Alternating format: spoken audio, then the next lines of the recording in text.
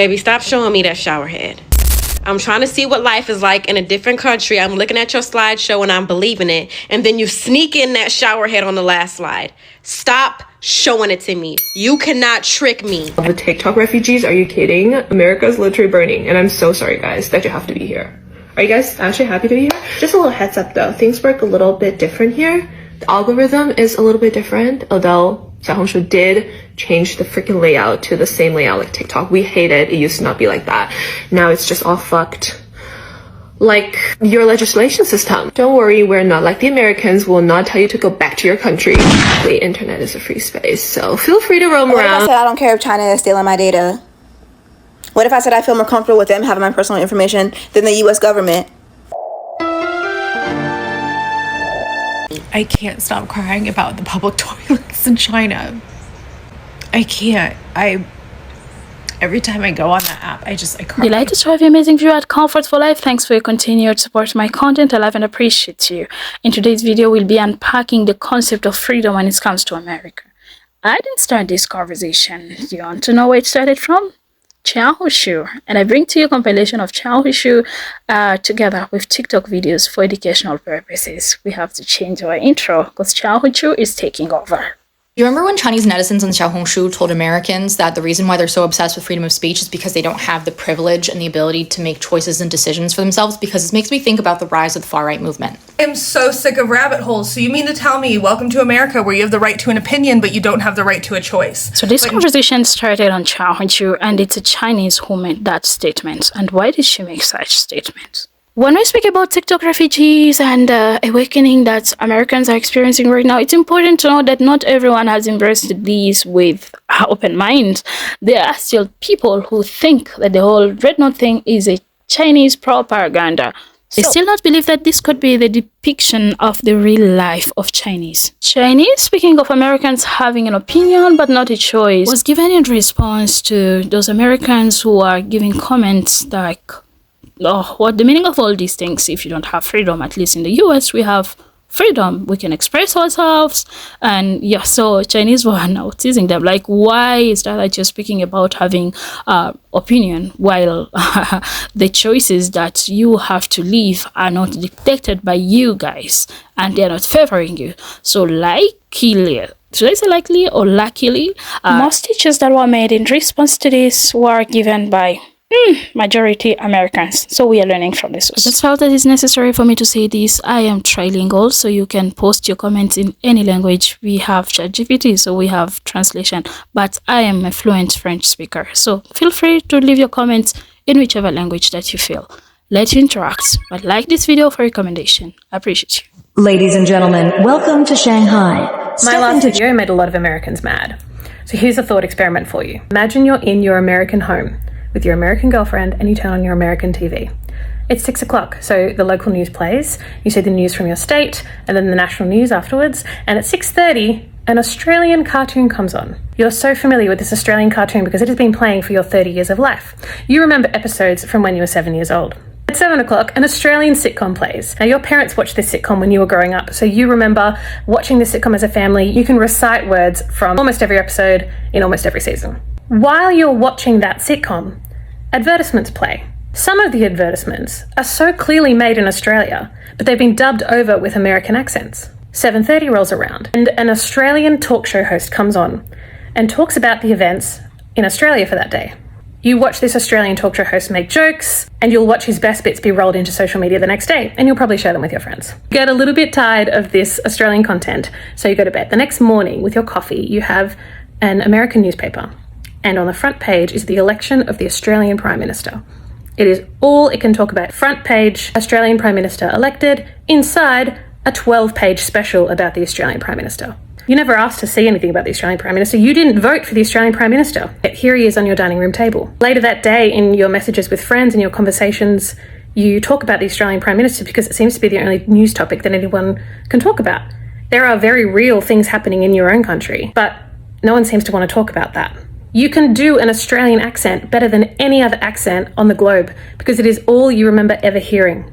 Your friend, whose English is a second language, has an Australian accent when they talk to you because they grew up watching Australian sitcoms and cartoons. When you were a teenager, you compared yourself to Australian celebrities. And then TikTok comes around, and you start comparing yourself to people your own age in Australia. You don't reach for other content. You're so programmed to watch Australian content. Your brain doesn't recognize the Australian accent as a different accent. It just thinks of it as the content accent. So it makes sense that in your first few years of TikTok, all you watch is Australian content. That's the end of the thought experiment. This is what it's like for most people living outside the US. And the last video wasn't for the people in the US, it was for everybody else. It was an encouragement to expand your media horizons and perhaps diversify your For You page a little bit.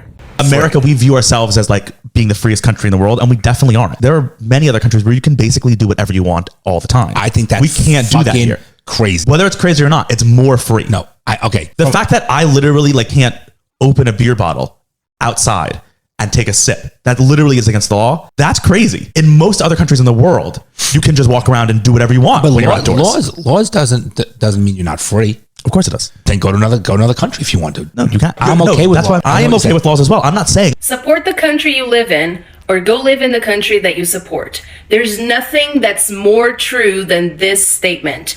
As an immigrant, I find it ridiculous to see the amount of American people hating on their own country. But worse than this is the fact that they refuse to leave, and they also hate it, but they take advantage of everything that America has to offer them. It's easy to support Islam when you don't live in a Muslim country where Sharia law is in place, right? It's easy to complain about capitalism when you have a supermarket available every mile around you where you can go and buy food and you don't have to stand hours and hours in line for a piece of bread or a bucket of water, like it is in so many countries where socialism is in place. And if the United States has been falling in the last years, it is because of people like you who support a government that lies straight to your face, a government that creates this fake narrative that everyone is equal while destroying prosperity. I'll tell you this, people have always wanted to immigrate to the United States for a reason. And it's not because we are a white supremacist country, not because we're racist. This I can guarantee you. It's because we've always taken the word freedom very seriously. It seems to me that it's getting lost, and once that concept of freedom gets lost, that's when we're going to start having lives that look exactly like these countries that I just mentioned here. And unfortunately, it's going to be too late for these people to realize how good they had it here while they had freedom. Now that they don't have it anymore, they're going to cry about it. Now, if you don't agree with me and you think I'm just spitting a lot of BS, please DM me if you hate America, and I will buy your tickets, a one-way ticket to whichever country you want, the ones that you support, right? These countries that have Sharia law, these countries that are communist, these countries, okay? DM me and I will pay for your ticket, but you cannot come back here. Okay, I'm absolutely loving this. So what's happening is people are going on to REDNOTE. Sorry. So, don't mind my curtains, they're broken. But anyway, people are going on to REDNOTE, and the Americans are, and they're starting to realise, hang on a minute, I don't really have freedom unless I have freedom of choice. And, you know, like, they've been sold the idea that they're free.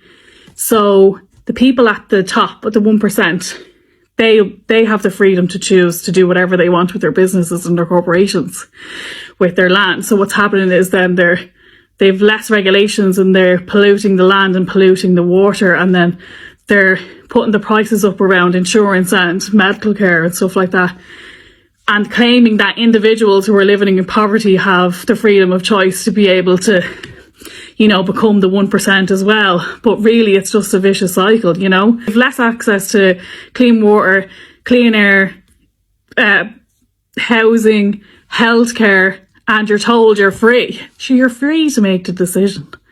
to work your way up, you know, and it's just like an illusion of freedom then. It's definitely something that, you know, I've seen being said to from non-Americans to Americans online, and anytime you say you're being accused of being a communist, you're not a communist for expecting social health care from your government. That's not communism, you know. You're not a communist if you're expecting your government to take the taxes and take care of their nation. You know, that's what they should be doing. I don't know whether the word's ironic, but it's mad that the government tried to censor and take away the Americans' like freedom of choice, and they went to the one app that gave them all the information they needed to be like explode their minds and make them realize, you know, you're not free unless you have freedom of choice. Hi friends, I just wanted to come on here and say how eternally grateful I am for all of the support that I've received recently. I feel so loved, and I hope that there is a way that I can return all of that love. I know that today is different and we are going through some changes, but I truly feel that if we stick together, that we can make it through. So, thank you for being here. I appreciate you so much. I'm so sick of rabbit holes. So you mean to tell me, welcome to America, where you have the right to an opinion, but you don't have the right to a choice. But in China, you have the right to choice. You have the right to not send your kid to school with a bulletproof backpack because they figured it out and they don't have school shootings. You have the right to own your property, that once it's paid off, whether it's an apartment or a home or a plot of land, there's no strings attached. There's no property tax, and there's no reason for you to fear that you have to keep working well until your 80s to be able to afford everything, because they, oh surprise, also have the right to retire at the age of 60 and get paid a pension from the country at 60 to make sure that you still continue to live. Speaking of livable wage, they only have to work one job. No matter what you work, you're paid a livable wage. Now, yes, of course, some jobs get paid more than others, but even the dinkiest of jobs get paid a livable fucking wage. Don't even get me started on the food. We all saw the 94-cent to $7 fucking corn. It's easier to eat healthy there. They have to pay more to eat unhealthy. The fuck are we doing here? Does anyone else feel this way, like you can't be yourself on this app because of your job? There's one thing that I saw about telling Americans something that is hard for them to hear, or something along those lines. And the thing that was said was, Americans are not as free as they think they are. And I am feeling that so hard right now. And I've been feeling that since I got this account, because I am a teacher and I want to come on here and I want to be authentic. I want to use my voice. I want to use a vocabulary that I normally use. But if I do that, some kid, it's elementary school, by the way, is going to see my TikTok and I'm going to get in trouble. And it sucks because I feel like I'm so hindered. I feel so fake. I feel like I have my teacher voice on and it really drives me insane. But you know, I'm not trying to get fired. I got to eat. So no, I feel like we are not as free as we think we are. Or maybe it's that, yeah, I'm free to talk however I want, but I have to face the consequence of being fired. It really, oh my gosh, it weighs so heavy on me. Am I alone in this? I create horror content, by the way. So, yeah. Americans have freedom of speech, but they don't have freedom of choice. Friend, that fucked me up. How often have you heard an American say, these politicians forget who they work for? They work for us, and they need to be reminded of that. Egg on my face, they don't work for us, and they never have. They've not one time forgotten who they worked for. Corporations, billionaires, rich people. That's why calling your senators, calling your representatives, it's a complete waste of time. Because they don't care. They'll pat you on the head and say, thank you for your input, and then they'll go and do whatever they need to fuck up our lives. The United States is an anti-human society, and TikTok bridges that chasm. You know, it actually makes us start to look at each other and think, why am I supposed to hate you? Because you seem to be struggling just as much as I am. You seem to be having the same problems that I do. And they don't like that. They need to keep us divided left and right so that we're not paying attention to what's happening up and down. Something has to change. And I don't know how we change it. I do have ideas of how it could be changed, but they're going to stay up there. I don't want to be on a list. You can't keep pissing on our legs and telling us it's raining. The enemy is not without, it is within. And it's our own damn people. And if you'll allow me to put on my tinfoil hat for just a brief second, I can see a world in which people do revolt, right? We rise up. We fight back against this. Aside from the fact that they would take us out, no questions asked, without a second thought. They would absolutely stage a terrorist attack, find some brown guy to blame, in the hopes that we'd all come together, hold hands, and sing Kumbaya. They ain't above it, okay? The biggest impact of TikTok not being available in the US will be the reduction in the amount of Americans fighting to make the United States a better place for Americans and demanding the freedoms and human rights that are just considered normal in other developed countries. The problem is that the US media market is so insular that unlike other developed countries, Americans don't see what's happening in the outside world as much as people in other countries do, just simply because America is such a big place with so many media options that media companies don't need to go to another country to buy TV programs and, more importantly, news. They don't need to buy the hours of content from foreign countries that people in that other countries do. So Americans just don't see as much information from the outside world. Now, when it comes to things like healthcare freedom or the freedom to have an appropriate work-life balance or family time, those are things that are considered human rights now in other countries.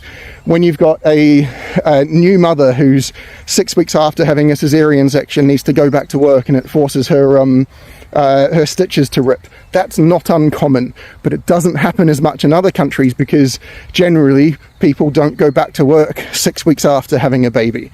And when an American mother sees that on TikTok that if they lived in any other developed nation, they would have been able to stay at home for another 3 months, year on top of what they had off and be paid for it, it makes them want change. And people in their family and lots of people they know will want change when they see what happens as well.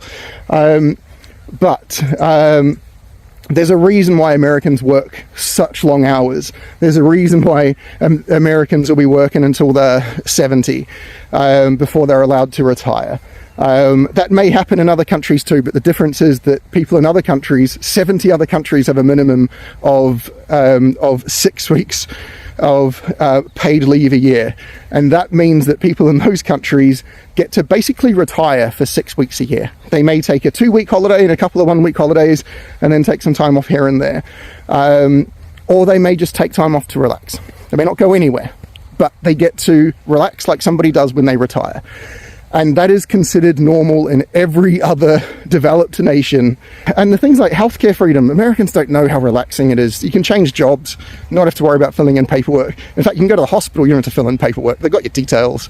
You simply don't need to fill in. There is so much paperwork freedom in other countries. Tax returns, you don't have to do tax returns. And in so many other countries, if you have one employer, you do not need to fill in a tax return because they already have your information, just like the American government already has anyway. But they even worked it out that you don't even have to do a tax return for your charities or your kids. They just build the whole tax system around making it easier. You remember how the Republicans wanted to reduce the amount of people in the US government that look after tax? Well, you can do that in other countries easier. Just make tax returns simpler. And then you won't need to employ so many people to make tax returns so hard. But obviously, the bribery within the American political system is why you need to do tax returns. That's the type of thing that would make people in any other country riot, is needing to do tax returns. And because of that, those simple things, those simple pieces of knowledge are the things that make people want to fight to make their country better. They want to make America a better place when they see that type of thing, and it's TikTok that shows it. And yeah, it'd be a shame if it goes. Not for me, because I'm not in the US. But it would severely impact the amount of Americans fighting to make America a better place. Fascist countries ban apps. Fascist countries ban websites. Fascist countries ban apps and websites under the guise of threats to national security, when every other country knows it's about suppressing the free speech of its citizens. If the government believes that a single app could, quote from the hearing on the 10th, skew the perspective of American citizens to be anti-American, maybe the real problem is that American citizens are already in such a state of political unrest and unhappiness that our government is scared a single foreign influence could tip the scale and have it all be over. Don't you think that by taking away the, and I quote, key communications channel of Americans, it's gonna make those 170 million Americans a little more anti-American? Maybe, Congress knows and understands that. Maybe the government knows that the backlash it will receive from banning TikTok does not outweigh the threats that come with its existence. Not in a matter of national security, but in a matter of being the most popular news and media outlet that the government cannot control, like American-owned broadcasting networks and publications. Maybe, if this was actually a national security concern, the government would be banning all Chinese-developed apps, like Shein and Temu, that collect the exact same amount of data as TikTok. Because maybe it knows TikTok is something special. You can't politically organize on Temu. If TikTok goes dark, the government deliberately and knowingly took away your free speech. Do not accept national security for an answer. You remember when Chinese netizens on Xiaohongshu told Americans that the reason why they're so obsessed with freedom of speech is because they don't have the privilege and the ability to make choices and decisions for themselves? Because this makes me think about the rise of the far-right movement in the West in general, but how I remember it kind of mainly started with Donald Trump. So I have a undergraduate degree in political science and a master's in European Union policy. And I went to school in American institutions and was there for like the first election of Donald Trump, and also the effects that I was literally studying in Europe of the ways by which he also influenced, in a lot of ways, the far-right movements that also popped up throughout Europe. And when I think about how in the West, in general, the West is very attached to human rights and democratic freedoms.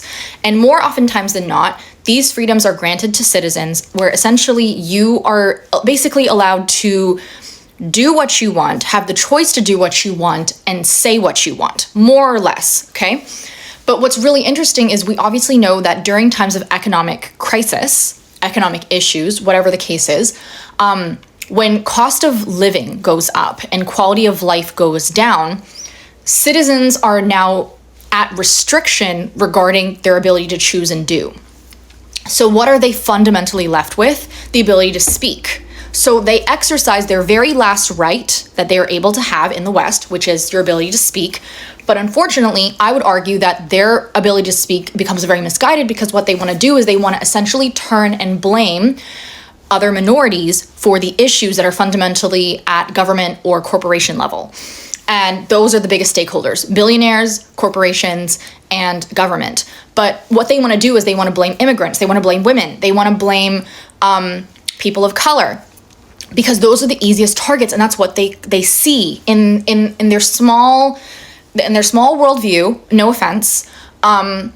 That is what they see, and that's what they come to experience, because humans derive their conclusions from personal experience, and they turn their personal experience into these large generalizations because they don't know any other way of being. And so what happens is they go on podcasts. All they want to do is talk about why they want to blame these different interest groups, these different groups of people who actually don't really have a lot of power to begin with and never did, and have already been, they've already had restrictions on their right to choose even before that. And they get upset because even though they have these huge echo chambers, if you think about how big these far-right movements actually are, how many people belong in them, and how they have their own spaces and echo chambers, they still want to interact with people who identify with left and even farther left. And my question is, why is that? And my theory is they actually want to be validated. They want us to validate them. I genuinely feel this, because why else? They already have the privilege. They have all the podcasts. They have the audience. And why are they still pandering to the left? Why do they still argue with people on the left? Because they want our validation. Genuinely, I genuinely feel this way. And so when we reject them, they feel, because this is a social problem. This is not that governments are telling them you can't speak anymore. We're just basically like, ew, like get away from me. For them, they see that as a restriction on their speech. So my proposal, and I might lose you here, is I think that the solution to all these issues, more or less, like anti-intellectualism, far right, anything that's associated with that, I think the solution is like being able to listen. And I don't even know if I have the capacity to do that, if I could be totally honest, because I know the way that I feel when people say awful and horrible things that are rooted in baseless personal opinion. But What if the solution is learning how to listen? And listen doesn't mean validate, but listening is listening. I'm gonna leave you with that, but I'm really curious about Watch to this extent, and if not liked the video, how are you enjoying the video first? Because I am enlightened to a point that I would want every American to see things the way they are, you know, and wipe all this illusion of things that they have been indoctrinated and see things objectively. Blaming DI, blaming races, blaming the least marginalized, and other the things that are happening are the things that are keeping you guys behind. So love, unity is what will change the narrative. Like, unite to fight the system, because that's the only way you can do this, guys. I will keep repeating that unity is the only way to go.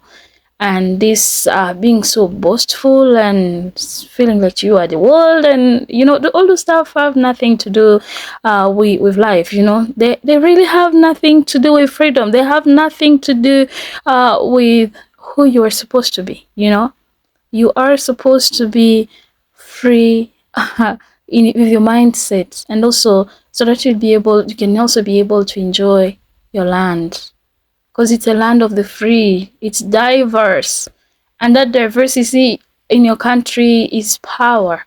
So look at that as power and not as a weapon. You know, look at that diversity as power, not as a weapon. Embrace each other in love, and move this great nation forward.